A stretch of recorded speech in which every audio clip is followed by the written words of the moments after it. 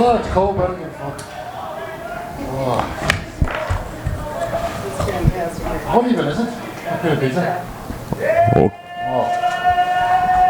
Well, Karl, first and foremost, how much have you thought about pizza this week? Bro, sorry. From I got here, even my opponent, Alex Blasi, we were queuing up after the weigh-ins and I was talking to someone about pizza and he was like, bro, I know we're fighting, but there's this place, Lou Mallory's, do this unreal deep dish pizza. And I was like, okay, so from the minute he said that, I went just one pizza. And here we are. Couldn't I just beat the number 5 ranked Canada division.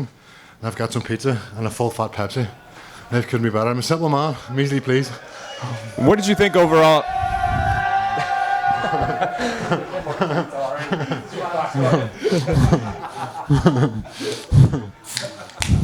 What did you think overall of your performance? Obviously, like you said, a pretty big win, number 5 guy, climbing up the rankings in a division that seems to need a new title challenger after tonight. Give me your thoughts on your performance. Sorry. It's No, really talking with my mouth, sorry. It's all good. Bittersweet. I'm extremely happy. A lot of my parts of my game, the striking was crisp, was sharp. I felt good, but at the same time too, I made quite a few mistakes. Simple mistakes that I knew right away. As soon as I went for it, I was like, you fucked up, excuse my language. But I'm extremely happy, extremely tough, durable guy. It's only lost to Yoel Romero and Julius Anglicus, who at the time, I think he was number 5 or number 6. He's another legit competitor, so to beat that guy the way I did, obviously a few mistakes, and I could have done a lot better, but unanimous decision win. Had him hurt a few times. All in all, extremely happy, but plenty more to work on. And we talked to you before the fight about how this was your first fight in the States, and you said you were excited to kind of take, it showed that Bellator was willing to invest in you and take the show on the road. For you, was there anything that came with that experience that you had to adjust to at all? Like, was it mentally or physically? Anything with the travel? Anything with just being somewhere that wasn't where you usually fight? The hardest bit was staying away from the pizza. That was it. No, I'm only joking. No, to be honest, like my friend, my coach, and my teammate, my partner, my friend, both three, I'll tell you, like, I take all this in Australia. This for me is just, I relish this experience. I said in the interview during the week, it's like they get flown to Chicago, one of the most famous historical cities in the US, and to fight on the world's biggest motion like Bellator, and to beat the number 5 ranked guy. This is what I've wanted. This has been calling for. This for me was just, I'm aware of how big and the magnitude of the occasion, but this is what I wanted. This is everything I've been dreaming of the last 3-4 years. Do you know what I mean? So now I took it all in straight, and I knew this is where I needed to be, where I want to be. And so what do you think is next for you? Do you think that you could slide in and fight Vadim next? Do you think with the win tonight?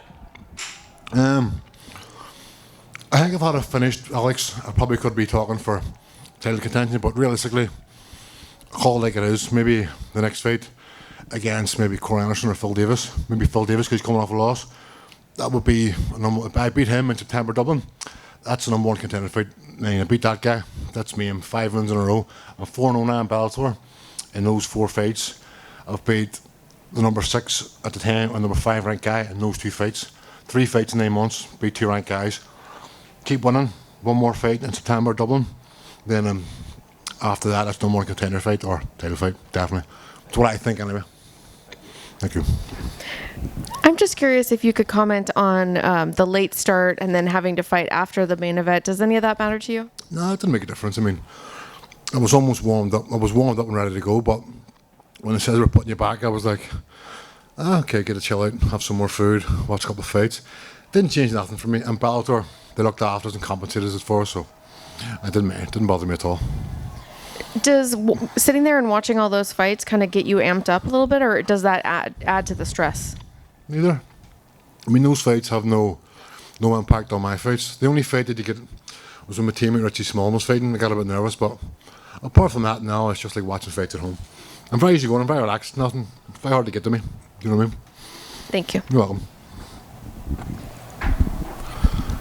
You said that if you had gotten the finish, you would have had maybe a better negotiation stance to fight for the title next. Was your game plan going in to go for that finish, or were you just taking it moment by moment?